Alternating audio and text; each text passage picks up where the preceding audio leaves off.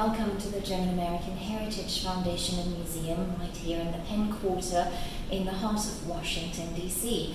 I'm Katja Sippel, the Executive Director, and I welcome you to our newest exhibit, Shared History, 1700 Years of Jewish Life in German-Speaking Lands. This exhibit is brought to us by the Leo Baeck Institute, a New York-based library and archive focused on the history of German-speaking Jews. The Shared History project tells the story of Jews in Central Europe to illustrate how Jewish history is deeply interwoven with the peoples, regions, and countries. Divided into 7 categories and eras from the 4th century to the post-World War II era and the present, the exhibit illuminates how Jewish life unfolded over almost 2 millennia. It also features 9 thematic sections covering the topics of migration, daily life, inclusion, exclusion, acculturation, exile, achievement, persecution, and resilience. Each panel also displays a QR code that leads to more information, thus creating an interactive experience for the visitor. The Leo Baeck Institute has kindly loaned us a number of special artifacts which once belonged to German-speaking Jews who fled Europe in the 1930s and 40s, and which were amongst the few items that they managed to bring with them. The objects highlight the significant impact of German Jewish immigrants on American culture and history. Although the collection has its origins in the persecution that led to the Holocaust, each of these objects reflects generations of Jewish life in German-speaking countries.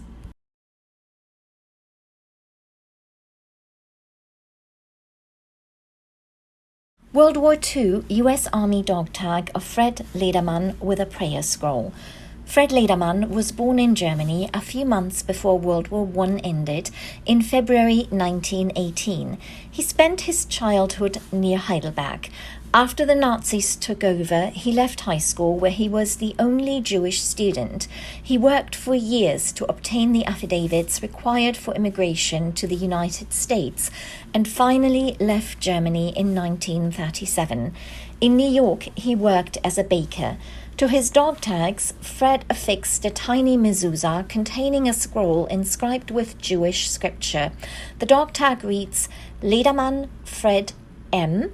/321-46745 T4142 AB Arthur Eben 472 Belmont Avenue, Newark, New Jersey, and then the letter H. The next object is a Kiddush cup for Paul Meyer. Paul Meyer was born in Berlin in 1904. His mother, Joanna Meyer, was a successful radio personality who read literature on Germany's first radio broadcaster, Funkstunde AG Berlin. Given the economic crisis in Germany, Paul immigrated to the US in 1927.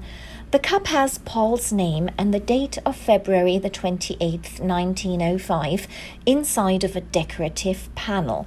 The Kiddush cup is traditionally filled with wine and lifted to symbolize remembering the Sabbath, to sanctify it. Alfred Lichtenstein's flute. Alfred Lichtenstein was born in Königsberg, now Kaliningrad, in 1905. A very gifted musician, he became the flute soloist of Berlin's State Opera in his early 20s. He became famous as the man with the golden flute after he received a jewel-encrusted golden flute as a gift from King Constantine of Greece for performing at the 1921 wedding celebration of the Crown Prince George II in Bucharest, Romania. He was banned from performing after the Nazis came to power and emigrated to Argentina in 1939.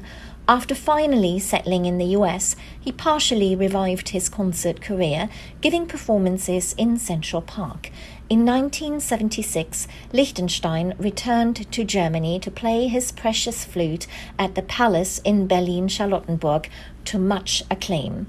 The whereabouts of the golden flute are unknown, but Alfred's daughter Sylvia Lichtenstein donated this silver alloy flute in his memory. Statuette of a World War I pilot. This statuette depicts a World War I era pilot in uniform with one hand raised and the other holding a plane propeller. Next to him is an upright projectile. It was presented to Hermann Sommerfeld, an accomplished pilot serving for Germany in World War I. Sommerfeld was one of some 100,000 Jews who served in the German armed forces during World War I, 12,000 of whom died for their country. Many Jews enthusiastically volunteered for military service when war broke out, but their expectation of widespread recognition for their sacrifices remained unfulfilled. In early 1939, Hermann and his family managed to immigrate to the US, where he worked as a salesman. This statuette was donated to LBI by his daughter, Irene Sommerfeld. Lincoln Supervisibility Lens, shade number 10, and Trinitide from Trinity Nuclear Test.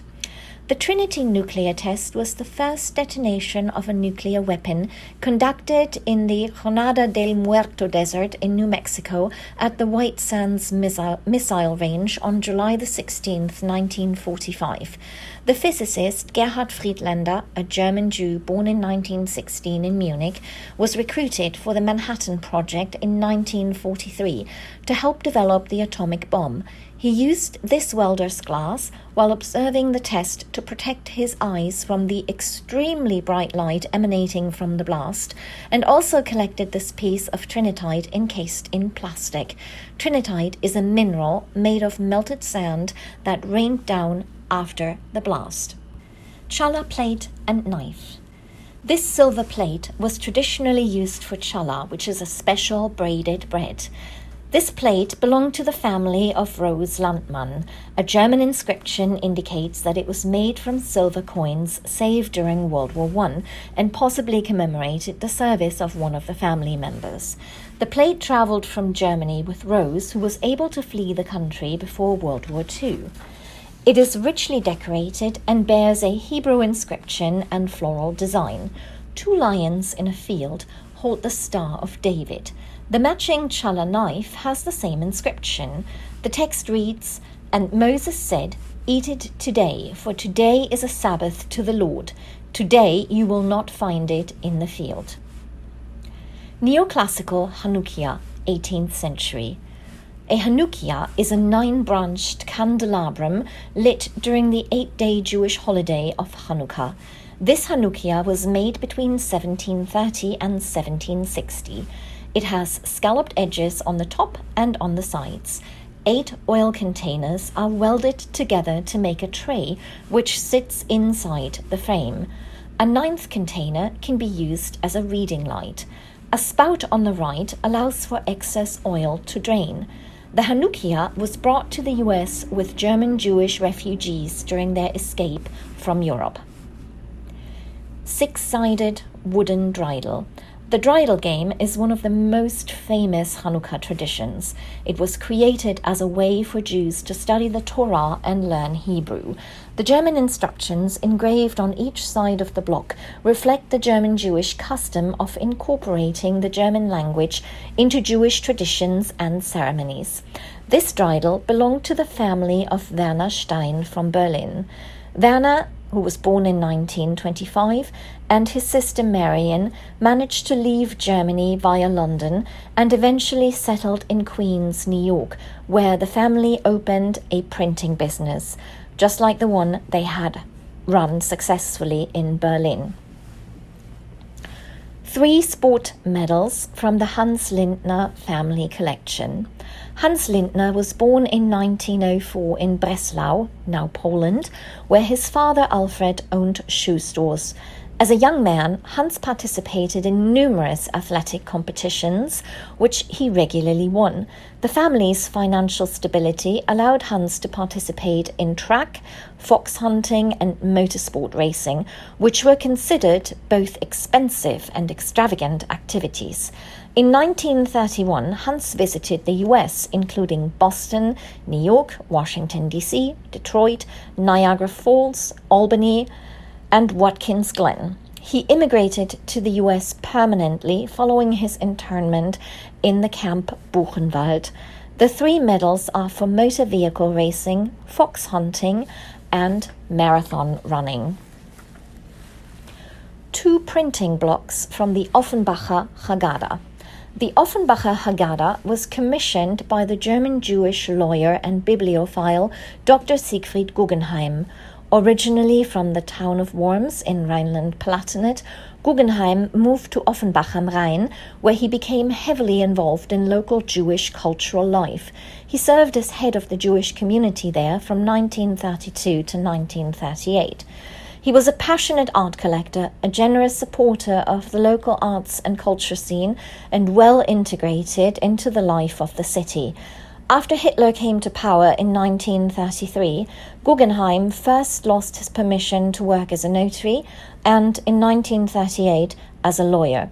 Following Kristallnacht in November 1938, he was deported to the Buchenwald concentration camp. Luckily, he was able to leave the camp after 3 weeks. He managed to immigrate to New York, where he became an American citizen in 1943 and eventually resided in Flushing, Queens, New York.